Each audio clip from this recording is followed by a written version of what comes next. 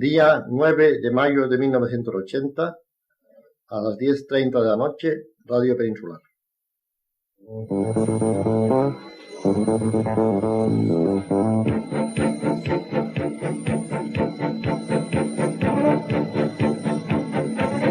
Saludamos a los oyentes de Radio Tarragona, La Voz de Gerona, La Voz de Lérida y Radio Peninsular de Barcelona que transmiten conjuntamente este programa.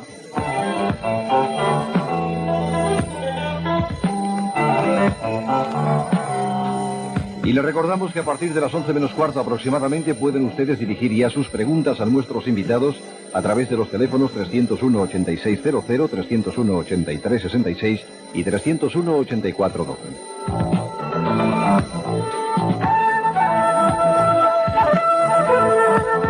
Y presentado ya el tema, pasamos a presentar a ustedes los dos invitados de esta noche. Con nosotros están aquí en Esta es la Cuestión, Antonio Rivera, presidente de honor del Centro de Estudios Interplanetarios de Barcelona y escritor especializado en temas OVNI, y Andrés Faber-Kaiser, director de la revista Mundo Desconocido. Buenas noches y bienvenidos los dos. Bien, ¿ustedes se conocen? Sí. ¿Comparten las mismas teorías con relación a los OVNI? Sí, en líneas generales sí. En líneas generales sí. Bien, señor Rivera, ¿en qué momento se encuentra la humanidad con relación a ese fenómeno y con relación a la credibilidad de ese fenómeno? Se encuentra en un momento de mayor aceptación de la incógnita, que durante muchos años, como usted ha dicho muy bien en la presentación, fue una cosa más bien objeto de risa. Si nadie se tomaba en serio que pudieran existir cosas tan absurdas como platillos volantes. Sin embargo, hoy ha arrinconado este nombre que peca un poco de cómico. Se ha impuesto la denominación OVNI, que es la correcta, y la gente se percata de que está pasando algo, y algo que puede ser muy importante, algo muy gordo. Es decir, posiblemente estamos siendo visitados por seres de otros mundos. Parece como si la gente, o por la costumbre o quizá por la meditación del tema, ha perdido el temor a esa posibilidad. Sí, exactamente. Yo creo que se ha concienciado a la gente, al público.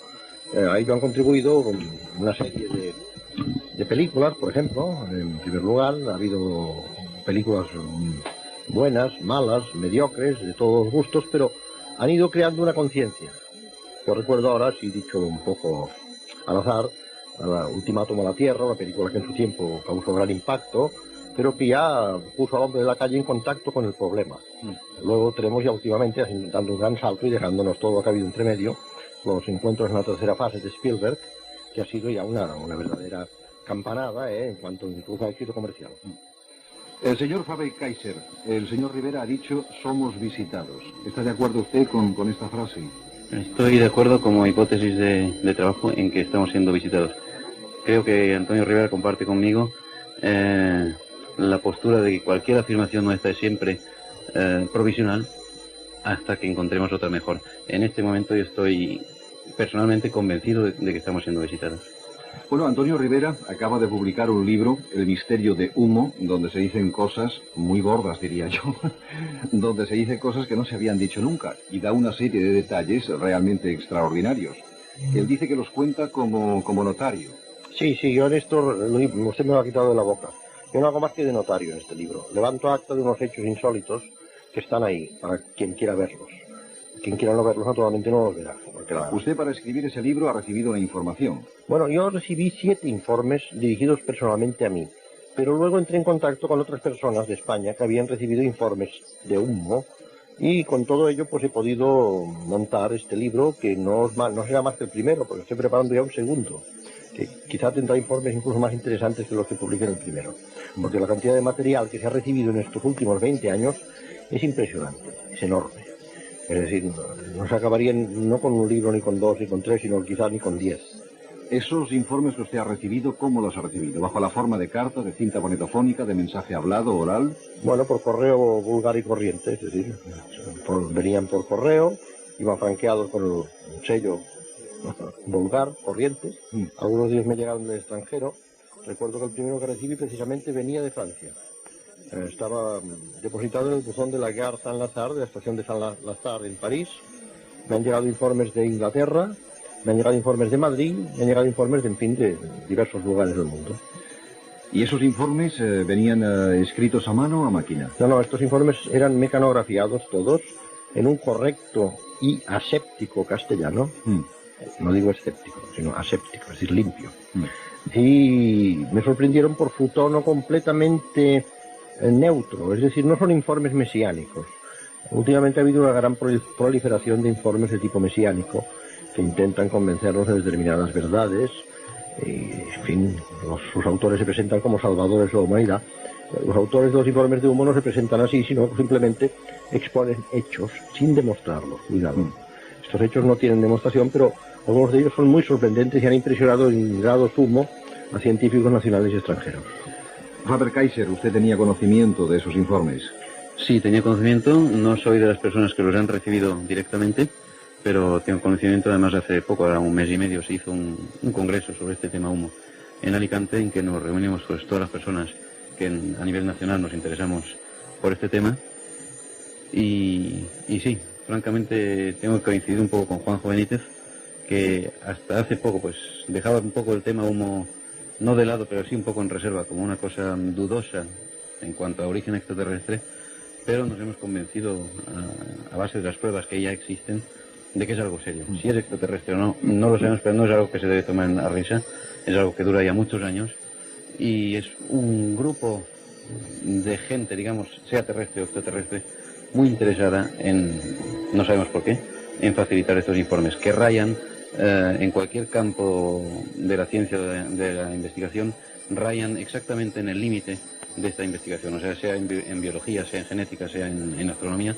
Los conocimientos que aportan estos documentos rayan siempre en lo último que, digamos, en lo que mañana va a descubrir el hombre. Es decir, lo que se dice en estos informes es algo que ustedes no saben. Científicamente son superiores a la capacidad científica de ustedes. A nivel de conocimiento. Digamos, de nosotros individualmente como personas sí, pero no tan superiores a asesores científicos a los que podamos recorrer nosotros. O sea, un científico, aunque no haya llegado al punto que explica el documento, el informe, sí puede, extrapolando sus conocimientos, decir si esto mañana puede ser así.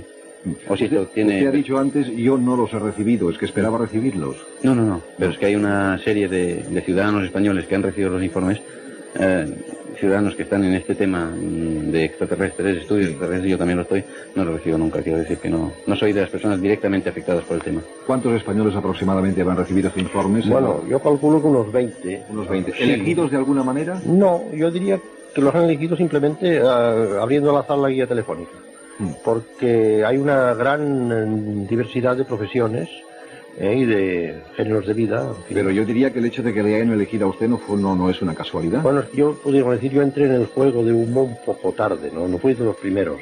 Es decir, yo entré un poco con pie forzado, por decirlo así. Pero las primeras personas que recibieron informes en España, informes de humo, había un abogado, un farmacéutico, 2 ingenieros, un comediógrafo que fallecido, puedo decir su nombre, Alfonso Paso. Alfonso Paso recibió informes de humo, etcétera. Perdón, sobre lo que decía Faber antes, quisiera hacer una precisión. Estos informes están, desde luego, rayan en el límite de nuestros conocimientos. Pero yo añadiría algo más. Yo diría que parten de postulados distintos. Es decir, no se trata de nuestra ciencia, sino de otra ciencia. Y esto es lo que para mí les confiere un valor extraordinario. Es decir, no parten de los postulados científicos que nosotros hemos elaborado en el curso de los siglos, sino de otro enfoque del universo. Bueno, quizá es llegado ya el momento de decir que es humo. Humo, según los autores de los informes, es un planeta que se encuentra a 14,6 años luz de la Tierra, o sea que la Tierra tardaría, la luz tardaría 14 años en llegar desde este astro a nosotros, teniendo en cuenta que la luz viaja a 300.000 kilómetros por segundo, es una distancia fabulosa, una distancia incomprensible para nosotros, en términos de kilómetros, por ejemplo, y los humitas, los habitantes de humo, son seres humanos como nosotros, que descubrieron por pura casualidad, la existencia de nuestro planeta, organizaron una primera expedición a él que llegó a nuestro mundo, repito que estoy haciendo el notario, es lo que dicen ellos, no lo que digo yo, en el 28 de marzo de 1950, de ahí la oportunidad de celebrar el simposio de Alicante el 28 de marzo de este año, que se han cumplido 30 años de la supuesta llegada de los humitas, y desde entonces se encuentran aquí estudiando nuestra civilización. Esto es resumido a grandes trazos. Otras personas no españolas también han recibido informes de humo. Sí, también en el extranjero hay personas, no tantas, es raro, se concentra los destinatarios de estos informes en España. Se concentran en España. En España, sí.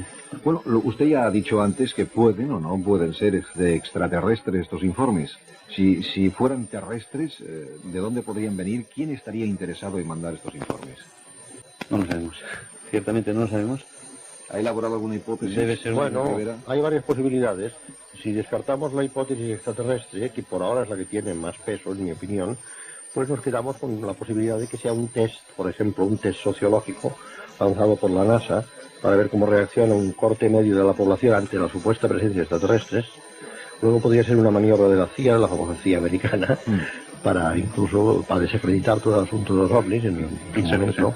Podría ser dar a conocer unos informes que la gente lo interprete como extraterrestre, llegue a la conclusión de que sea extraterrestre, y luego una vez llegada a esta conclusión decir, pues no, esto lo hemos hecho en otra. Ahora esto a mí me parece muy maquiavélico.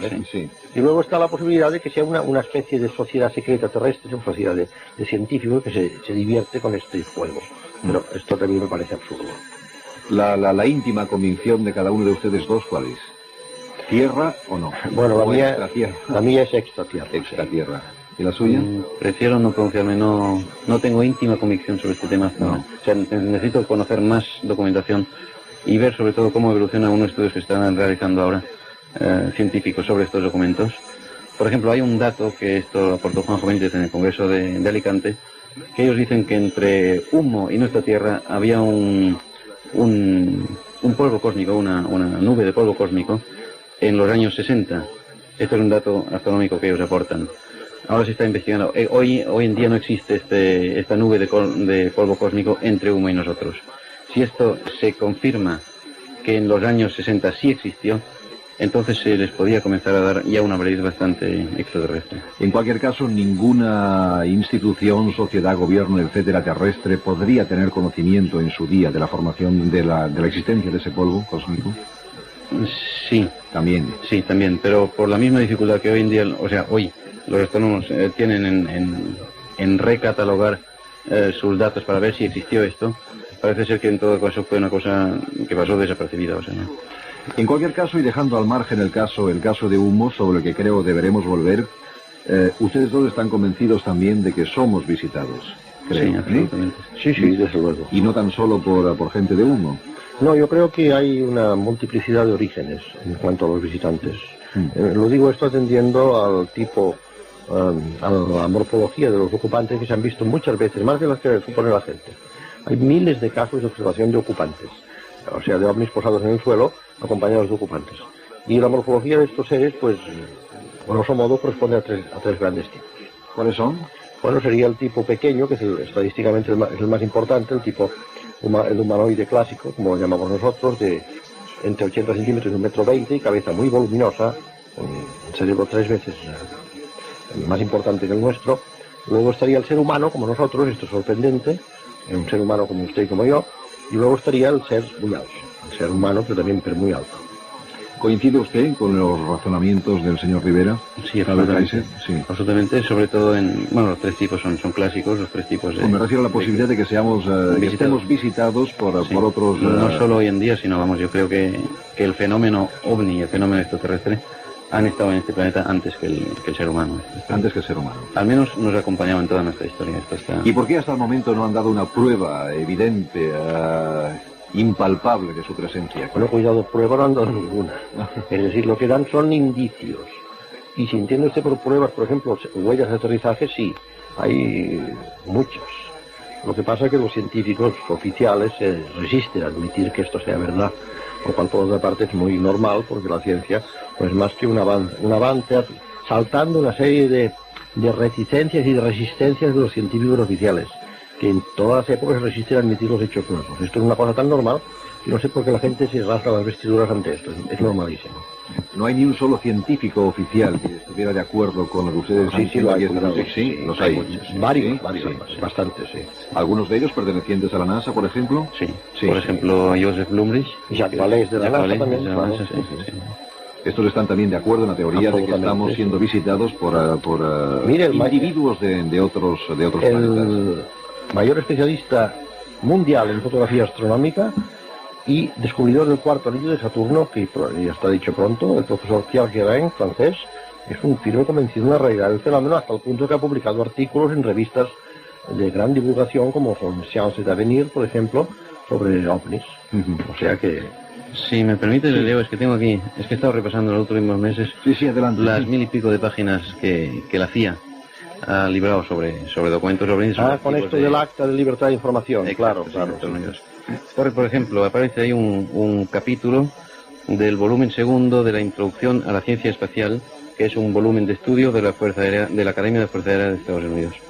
Entonces ahí se lee, para los futuros pilotos americanos, se lee: la teoría más estimulante para nosotros es la de que los ovnis son objetos materiales que están o bien pilotados o controlados por control remoto por seres que son de fuera de este planeta.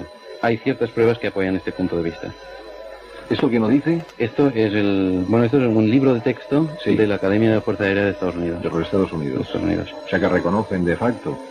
Sí, reconocen de facto. Sí, como posibilidad más fiable. Entonces, por ejemplo, otra cita que aparece en estos documentos de un documento interior, de un memorando del asesor del Departamento de Investigación Científica al director de la CIA, literalmente le dice: el problema OVNI excede el nivel de las responsabilidades individuales del Departamento de Inteligencia Científica de la CIA y es de tal importancia que merece la competencia y la acción del Consejo de Seguridad Nacional. O sea, que desde el año 47 es cuando se fundó la CIA. Desde septiembre de 47, del mismo año en que se fundó la CIA, ya consta el primer documento en sus archivos sobre ovnis, que son las luces raras en Tashkent. Creo, señor Rivera, que en su libro usted cuenta, volviendo al caso de Humo, que los sumitas están con nosotros, algunos sumitas aquí en la Tierra, ocupando puestos de trabajo y estudiándonos. Bueno, claro, si hay que creer lo que ellos dicen, están aquí, repito, desde 1950, exactamente desde el mes de marzo de 1950, y desde esa fecha acá se han ido sucediendo lo que ellos llaman IAIUNISA, es decir, expediciones a la Tierra, expediciones de estudio, que se han ido relevando. No han sido siempre los mismos, desde luego, porque son 30 años. Pero ha habido diversas expediciones, parece ser que incluso ahora pues puede continuar la estancia de ellos entre nosotros. ¿Nunca se ha dado el caso de un encuentro en la Tierra entre visitantes de planetas distintos? Sí. Por ejemplo, humitas y otros de otro planeta. Recurrimos a textos antiguos. Por ejemplo, uno aquí en Cataluña, precisamente, que además lo tengo aquí, porque me hace mucha gracia. Dice: el 30 de septiembre, fiesta de San Jerónimo. O sea, es un cronista de aquella época que lo escribe de 1604. Fue el día de prodigios en el Principado, en Cataluña. Dice: ¿por qué traduzco el catalán? Porque por la mañana clara, en la vila de Pons, o cerca de ella, y en todo el obispado de Urgell, se vieron y oyeron cerca de la tierra, pero en el aire, grandes escuadrones de gente de armas que batallaban. Esto también se da en cronistas romanos, de la época de romanos. También se habla de ejércitos que se estaban combatiendo en el aire, de ejércitos de ángeles. Julius Obsequens tiene casos de estos. Hay bastantes casos. O sea, si nos referimos a la antigüedad, han habido enfrentamientos, por lo visto, por lo que nos refieren estos textos antiguos. Ahora no. En nuestra época... yo conozco un caso más moderno. Hubo un señor que ha fallecido, por desgracia, una bellísima persona, don Donís Ortiz, exactamente, sí. Francisco Donís Ortiz, este era su nombre. Que este señor parece ser que tuvo un encuentro con una nave posada en el suelo y su ocupante, completamente humano, en el año 1968, si no recuerdo mal, y cerca de Castillo de Alarcón, viajando de Valencia a Madrid. Este señor era un alto directivo de una empresa que representaba en España los intereses de Rockefeller, no al menos, Estados Unidos. Este señor publicó su experiencia bajo seudónimo, que fue nada más que la inversión de su nombre, en vez de firmar Donísimo Sinot, que es su nombre al revés, en una revista española de gran circulación, en la Actualidad Española. Y parece ser que esto llegó a conocimiento de los humitas, y los humitas entonces se pusieron en contacto con el señor Donís y le rogaron que hiciera de intermediario entre ellos y estos extraterrestres que ellos no conocían. Y parece ser que el encuentro, que se tenía que realizar un encuentro, se malogró por causas que ahora no vienen a cuento, ¿no? Pero fue realmente una cosa curiosa. Bueno, ¿qué debe inspirarnos? Y seguimos utilizando la palabra posibilidad, la posibilidad de la existencia de estos seres, de que lleguen a la Tierra, de que nos visiten, de que estén con nosotros. Debe inspirarnos miedo, confianza, indiferencia, interés. Interés, lógicamente, sí, es lo más sensato. Si me permite, Faber, yo creo que miedo no, porque sin llegar al pasado, que es precisamente el campo predilecto de estudio de Faber y el que ha realizado interesantes investigaciones, ciñéndonos solamente al presente, no tenemos ningún signo de hostilidad por su parte. Más bien tenemos señales de prudencia, de discreción, es decir, no quieren el contacto con nosotros, por la razón que sea no quieren establecer contacto. Pero cuando hay un contacto impremeditado, por ejemplo, un señor que va por el campo y se encuentra con ellos cerca, de ninguna manera le hacen daño, ni mucho menos. Pero usted habla de una manera muy normal de estos hechos, como si fueran cosa de cada día. Cuando bueno, uno va por el campo, pero si yo llevo 30 años a vueltas con esto, y para mí se ha convertido en una cosa cotidiana, en una cosa normal. Por mí me parece normalísimo que haya seres extraterrestres de pequeña estatura, por ejemplo, que nos visitan y que aterrizan en nuestro planeta, porque he visto no cientos de casos, sino miles de casos. No he visto personalmente, pero en fin han llegado a mi conocimiento a través de fuentes solventes. En ese caso, para mí esto es normal y me asombra que la gente no le dé la importancia que tiene. Me sorprende. Sí, insistiendo en esto que dice Antonio, de que no son hostiles, y al contrario, los hostiles somos nosotros.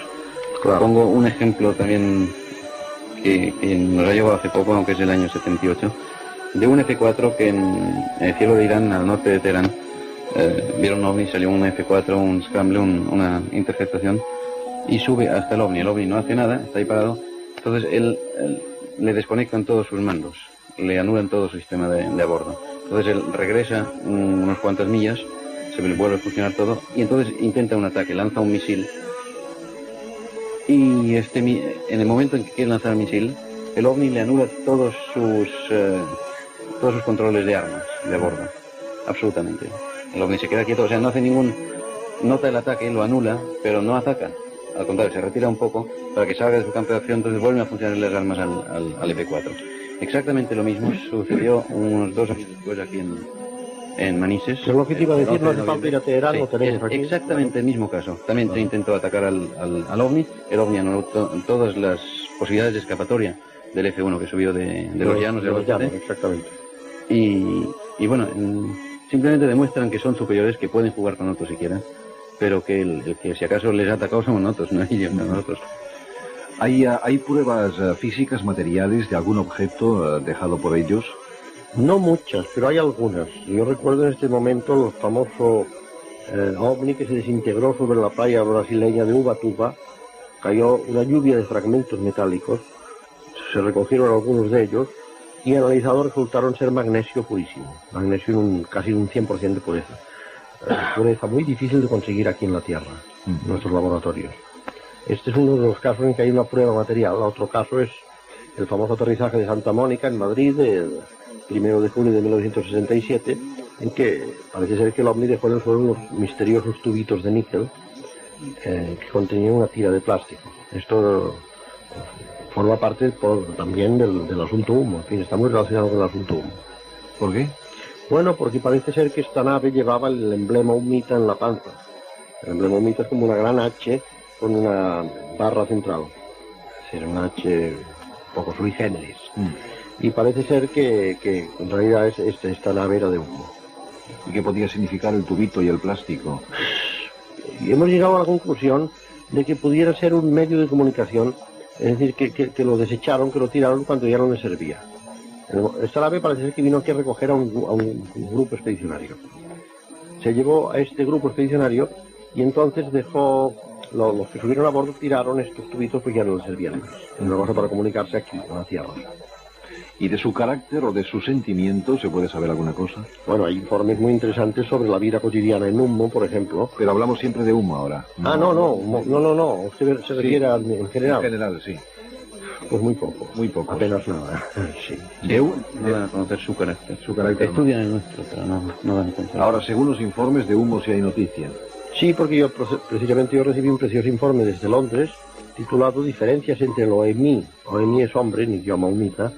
Un rasgo curioso de los informes de humo es que están plagados de términos humitas, que han permitido incluso compilar un diccionario. Diferencia entre el OEMI o hombre de humo y el OEMI o hombre de tierra. Y ahí pues exponen varias características no solamente fisiológicas, sino incluso, podemos decir, morales, sobre su carácter. Sobre su vida conyugal, por ejemplo, su vida sexual, etc. Usted habla de su vida sexual en su libro, algo... Bueno, ellos hablan, cuidado, ellos. Sí. Sí, hay una cosa que incluso es cómica y en Alicante provocó bastante hilaridad. Parece ser que a ellos les provoca una sensación de placer inenarrable las diferencias, los cambios bruscos de aceleración, o las aceleraciones bruscas. Por ejemplo, una cosa tan sencilla como es bajar en un ascensor, en ellos produce un placer rayano en el orgasmo.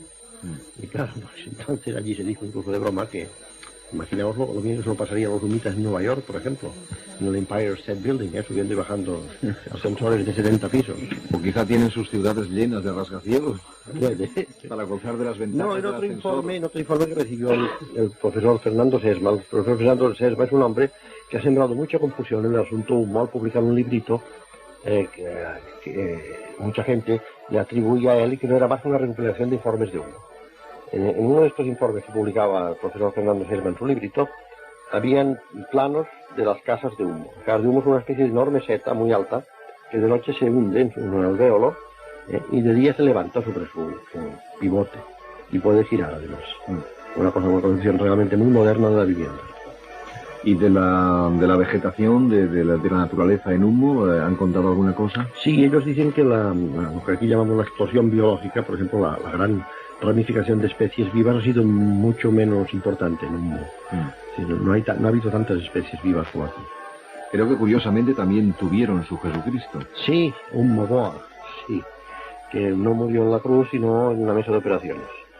Ellos dicen que lo que les llamó mucho la atención en la Tierra fue precisamente la existencia de Jesucristo, porque encontraron muchos parecidos con un mogoa. Faber-Kaiser, ¿los informes sobre humo han terminado o se siguen produciendo? Esto...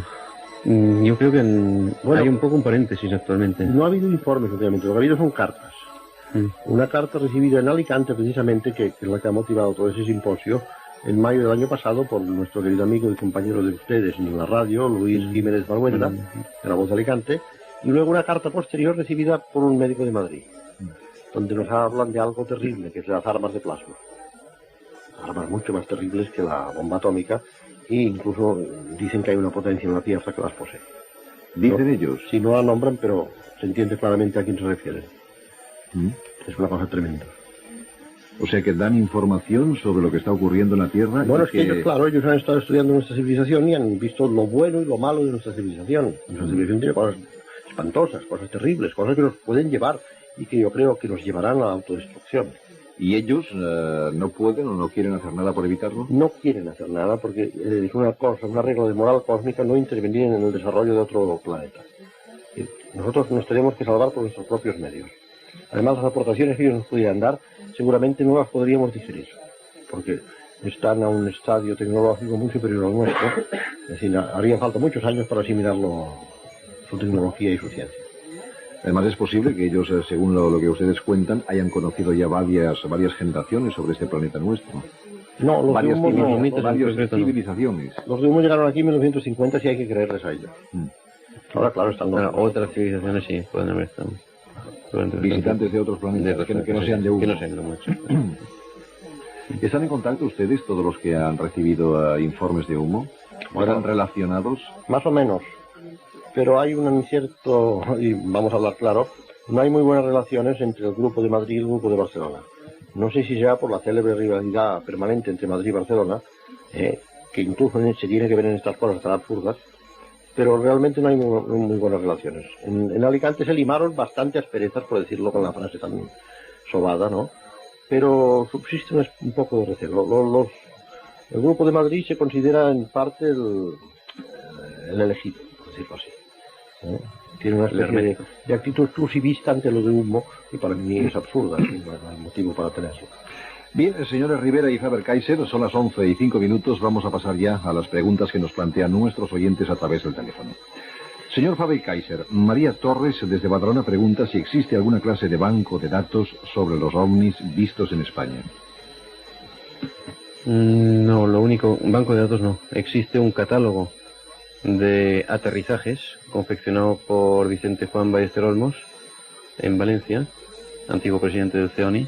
En colaboración con Jacques Vallée. Con Jacques Vallée, sí, exacto. Es lo más aproximado a la contestación que se podía dar a esta señorita, sí.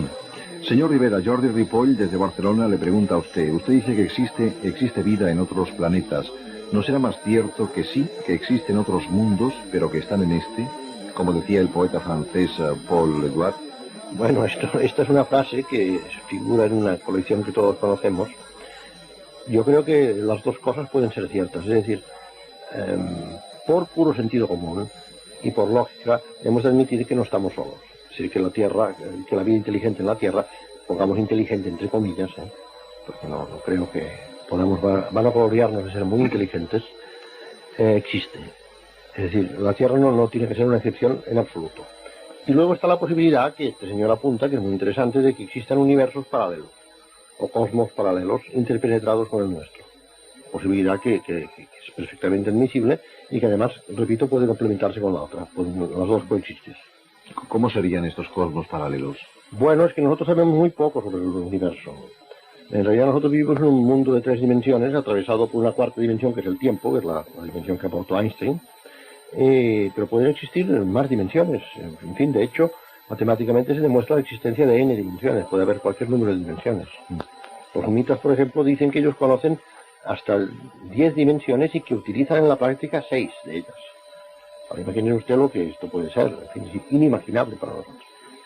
Pasemos a otra pregunta para el señor Faber-Kaiser, que la plantea desde Badalona Carmen Miralles. ¿Ha habido alguna alerta en algún país por amenazas extraterrestres? Por amenazas extraterrestres directamente no.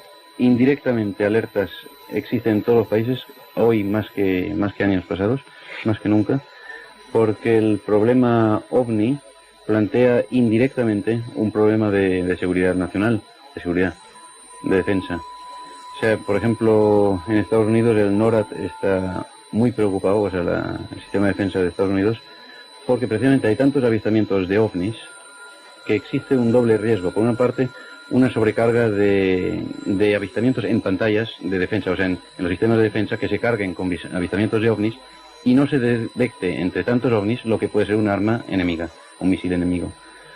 Indirectamente, el acostumbramiento, o sea, el que la gente se acostumbre a ver ovnis y pase exactamente lo mismo, que no vean lo que es un arma, no sepan diferenciar un arma enemiga de un ovni. Y como tercera amenaza existe el que una potencia enemiga, en este caso en los años de la Guerra Fría, años 50, 60 todavía, la gran preocupación era que la gente estaba tan mentalizada a ver ovnis que los rusos pudieran utilizar psicológicamente esta mentalización americana para hacer ver al americano, al ciudadano americano, que son armas rusas y que ellos son tan potentes que pueden con ellos en cualquier momento. O sea, esto es un problema de defensa, es un problema de una alerta constante, pero no para ver de dónde viene el ovni, sino que el ovni no sea una pantalla para otras cosas. Bueno, el ovni, si me permite añadir una cosa, podría desencadenar una guerra, por ejemplo, una guerra nuclear. Es decir, el ovni podría ser tomado por un misil transpolar, por ejemplo. Sí. Si el NORAD capta un ovni que viene por encima del polo, podría creer que es un misil soviético. Exacto, sí. Yo recuerdo ahora un caso que viene muy a cuento, que es el de la base nuclear soviética de Sverdlovsk. Sobre esta base se situó un ovni. El comandante de la base ordenó que se disparasen misiles contra el ovni y estos misiles estallaban, creo, a 1 kilómetro antes de alcanzar el ovni, antes de llegar al ovni, estallaban. Este fue un caso justo un año antes del año 59. Exactamente. Justo el año antes del derribo de Gary Powers, el U-2, justo sobre el 2. Eso creó un nerviosismo tremendo actualmente en los medios oficiales soviéticos, y desde luego es de comprender. Estamos hablando de Estados Unidos y de Unión Soviética. ¿Qué relación ha habido entre los ovnis y los países muy subdesarrollados? ¿O no la ha habido o no la conocemos? ¿En relación? Sí. ¿Visitas también? ¿Ellos se interesan o no? Antiguamente oficialmente un país subdesarrollado admitía más fácilmente el fenómeno ovni como extraterrestre. Hoy en día, por esto digo, están más alertas que nunca todos los países. Hoy en día, de un estado tan pequeño como es Bahrein, que es un emirato pequeño, el Golfo Pérsico, el año pasado, en 19, creo que fue de agosto de 79, el mismo príncipe heredero y todo el personal del aeropuerto internacional de Bahrein y varios pilotos de líneas comerciales vieron un ovni evolucionando y luego bajando y entrando en el agua, un ovni que entró finalmente en el agua del Golfo Pérsico. Nosotros hemos pedido información directamente tanto al príncipe heredero como al aeropuerto internacional de Bahrein, y la contestación es que es materia clasificada. Si un emirato como Bahrein dice de un ovni que es materia clasificada, además lo firma un tal Johnson, que no es un nombre árabe precisamente. La contestación. O sea, si un país tan pequeño ya dice que es materia clasificada, que en el caso ha habido, nos pueden dar información, pero no toda, porque hay parte de información que es materia clasificada, entonces es que o los estados pequeños ya están controlados por americanos o rusos, o repartidos, claro, prácticamente, o que hay realmente un peligro que hay, incluso los estados pequeños se han dado cuenta. Un peligro, no digo que sea un peligro extraterrestre, sino algún peligro dentro del fenómeno OVNI, que nosotros desconocemos, pero... Bueno, yo creo que más que peligro lo que hay es miedo por desconocimiento. Exacto. Es decir, ellos no saben cuáles son las intenciones de estos visitantes. Luego, con el pragmatismo propio de los militares, saben que esto es real, saben que el fenómeno es real. Y esto, claro, plantea situaciones muy graves de emergencia y de alerta roja y todas esas cosas, porque no se puede admitir que un aparato desconocido viole impunemente en el espacio aéreo nacional. ¿Ustedes saben si en alguna ocasión las grandes potencias se han reunido para tratar conjuntamente, para hablar de ese tema? No, lo que ha habido es intercambio de información a nivel, podríamos decir, de servicios secretos, eso sí. Es más, yo tengo por fuentes muy directas la información de que la CIA, por ejemplo, la KGB, intercambian información sobre los ovnis. Precisamente la CIA y la KGB. No deja de tener relación. Sí.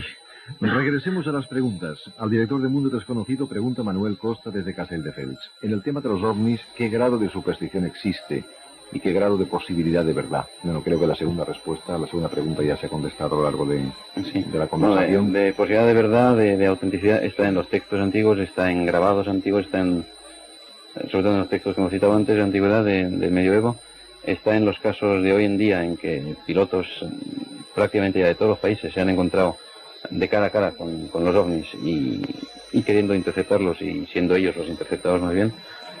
O sea, de casos de fiabilidad hay. Leyenda, precisamente por la mala información del público de que hablaba Antonio Rivera, el desconocer el tema es lo que crea al mismo tiempo la leyenda.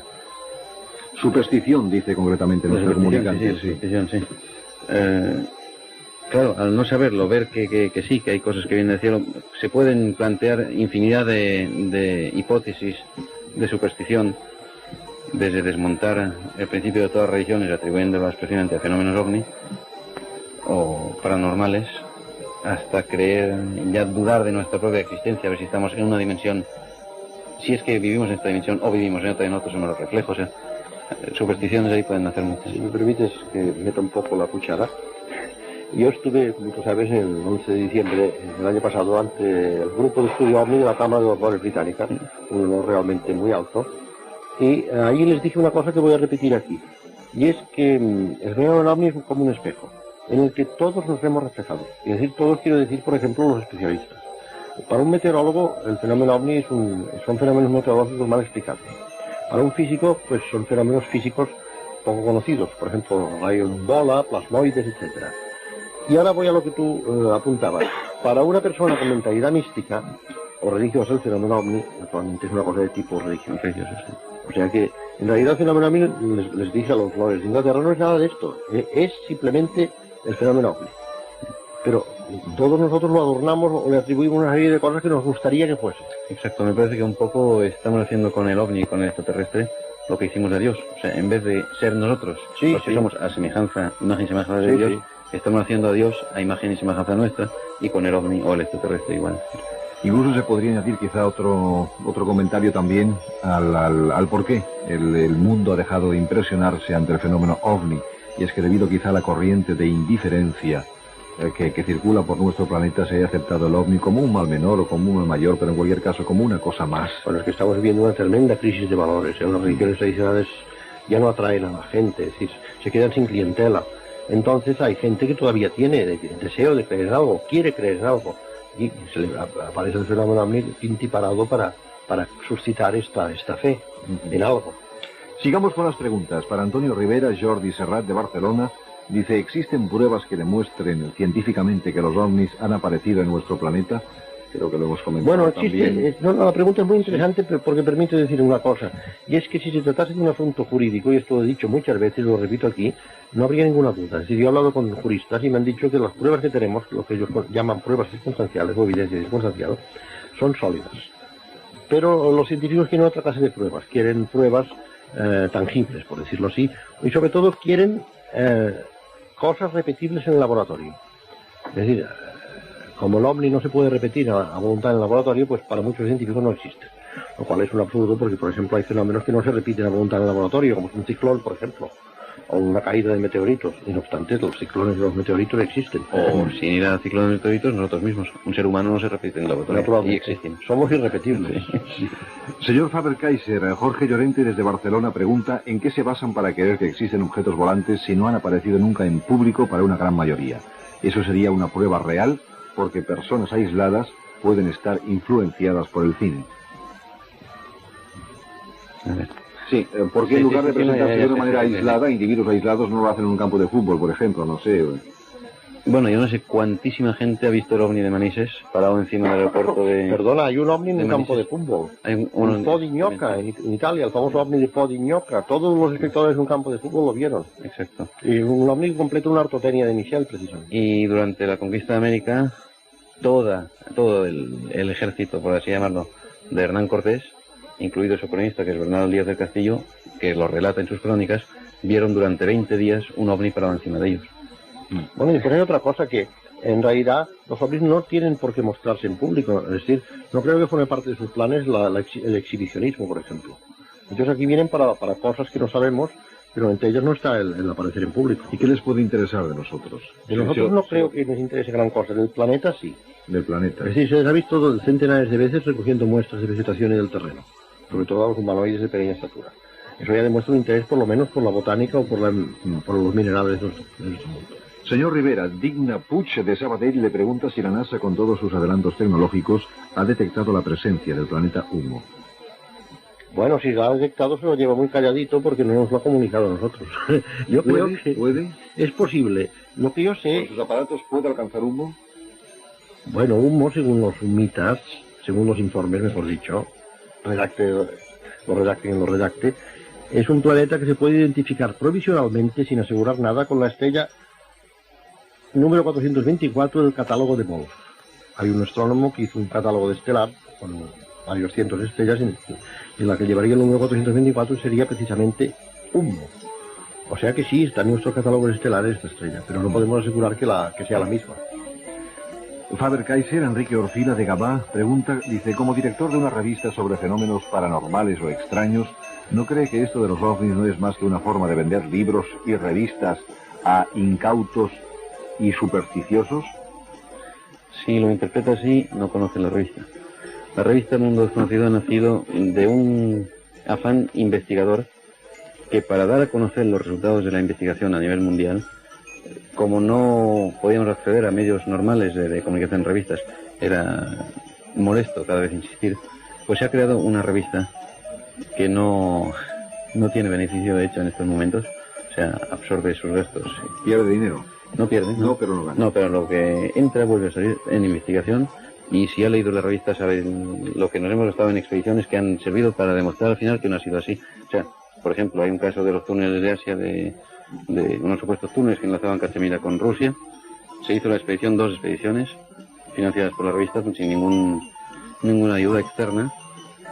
Y regresó a la expedición, dice, no hemos encontrado la prolongación del túnel. La revista ha sido honesta y ha dicho, señores de toda esta expedición, el resultado es nulo. Podíamos haber montado el gran show, inventarnos los túneles y hacer dinero. No ha sido así. Señor Rivera, desde Barcelona pregunta Inés Moreno, ¿es necesario tener algún tipo de cualidad especial para ver ovnis o para jactarse de la presencia de extraterrestres? Bueno, yo voy a contestar por boca de una persona que sabe mucho más que yo de esto, es decir, la persona que sabe más en el mundo sobre ovnis es el profesor Joseph Allen Hynek, que ha sido 22 años asesor de las Fuerzas Aéreas Americanas en la cuestión de los ovnis. Científico, astrofísico, especialista en galaxias, etc. Un hombre de muchos méritos. Hynek dice en un libro magistral sobre el fenómeno ovni que han visto ovnis personas de todas las clases y condiciones sociales y de todas las profesiones. desde amas de casa, camioneros, pasando por policías, por campesinos y por sacerdotes metodistas. Si cualquier persona puede ver un ovni. Y es muy curioso porque en esta lista que da el profesor Hynek hay un gran porcentaje de personas que no creían en los ovnis antes de su experiencia. Y algunos que se burlaban abiertamente de ellos. No obstante, pues bien, para muchos de ellos esto significó un verdadero trauma. Que cambió incluso el curso de sus vidas. María Planés se pregunta también a usted cómo es posible que si científicos como el doctor Oro, entre otros, niegan la existencia de extraterrestres, últimamente en el programa de televisión La Clave, se siga afirmando que sí existen y viven entre nosotros.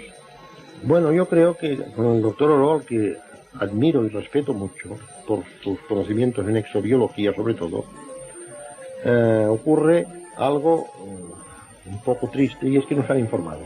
Nos han tomado la molestia de leerse el dossier de los ovnis. Es decir, toda la inmensa documentación que poseemos, que por ejemplo Fabio, Andreas y yo nos hemos estudiado, nos hemos leído, nos han tomado esa molestia porque han partido de un apriorismo, es decir, de una actitud preconcebida. Esto no puede ser, por lo tanto no es. Esta actitud es completamente errónea. Sí, si me permitís añadir algo, el profesor a unos 3 o 3 años y medio afirmó también por teléfono. Hoy en día, o sea, es cuestión de hace meses, la astrofísica moderna acepta, astrofísicos de nivel mundial aceptan por primera vez al ser extraterrestre porque han visto en los agujeros negros una forma de viaje, de entrar en el agujero negro, entrar en otra dimensión y llegar a otro punto del cosmos y volverse a materializar entrando otra vez en nuestro plano. Esto es una de las últimas constataciones científicas de la astrofísica. Esto explicaría también, si se pudiera repetir, en la Tierra algunos fenómenos parapsicológicos no explicados.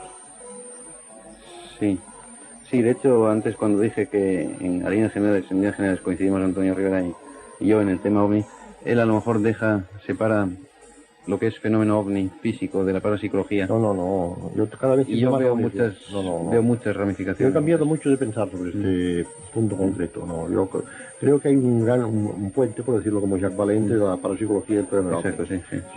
Yo lo creo. Pasemos a la siguiente pregunta que dirige al director de Mundo Desconocido, José Peralta, de Barcelona.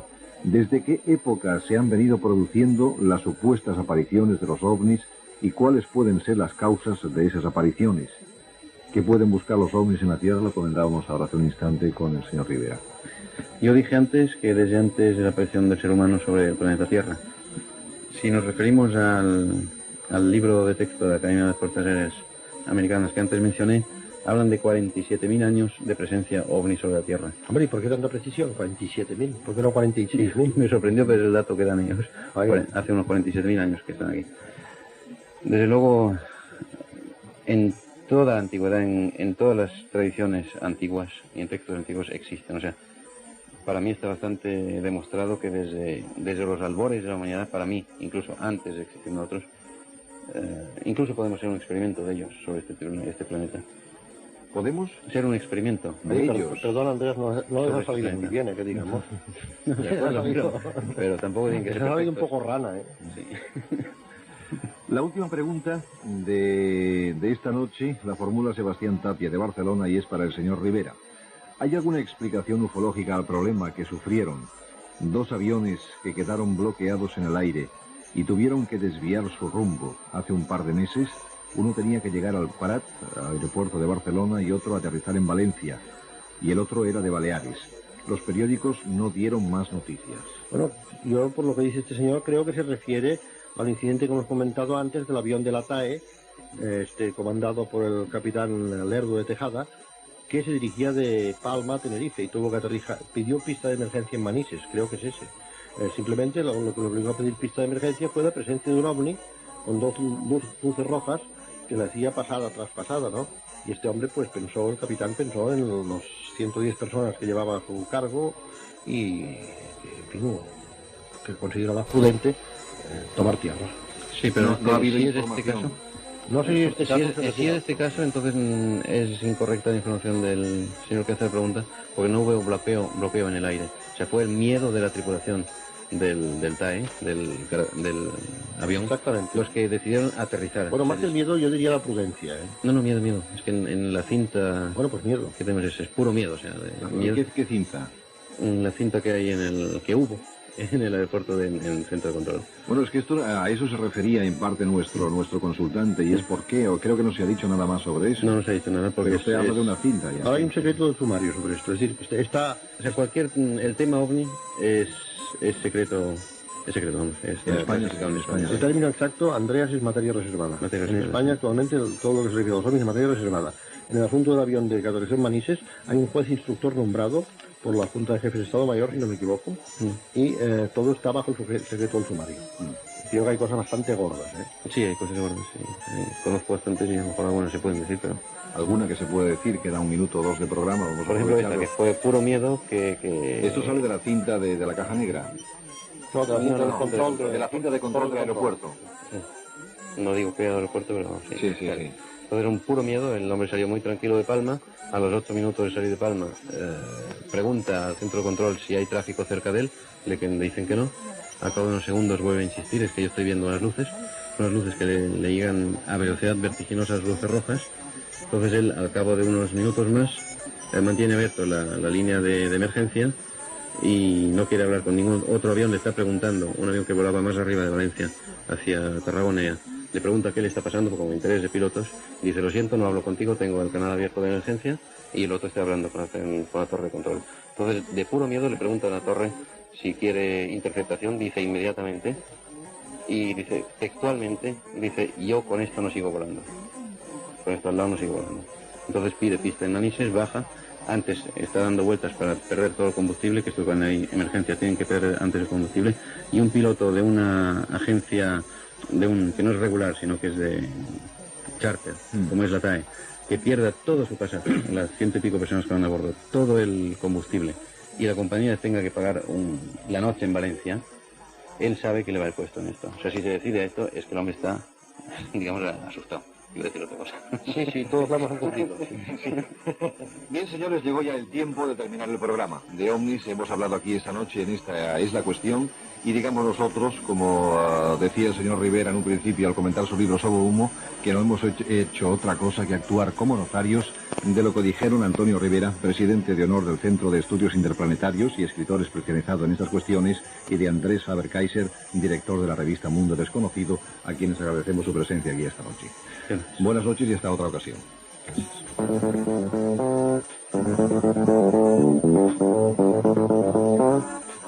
En control y montaje musical, Juan Rivera. Atendieron sus llamadas telefónicas Marcel Duque y Pilar Mosquera. Producción, Juan Jesús González. Para ustedes habló Antonio Serra.